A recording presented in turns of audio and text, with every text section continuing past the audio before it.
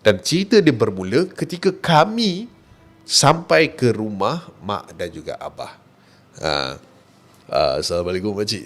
Memang saya suara morning voice sikit. Tak, itu Ifi Azman. Okay, alright. So apa ni, Assalamualaikum makcik. Saya datang ni nak memindang anak makcik. Nak memindang?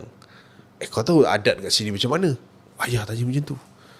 Adat macam mana? Datang dengan keluarga, bukan datang seorang-seorang. Tak, yang ini saya mau nak melafazkan hasrat.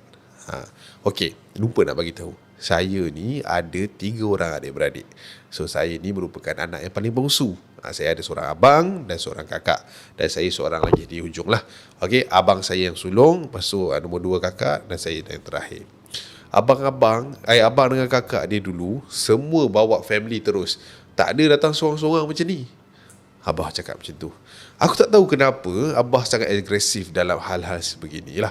Sebab kebanyakan daripada orang kata insan-insan yang pernah hadir ke rumah ini sebelum ini pun, Abah memang dalam keadaan yang macam dia ni tak nak bagi aku kahwin ke? Dia lupa ke anak dia dah 29? Macam tu lah kan. Tak pakcik,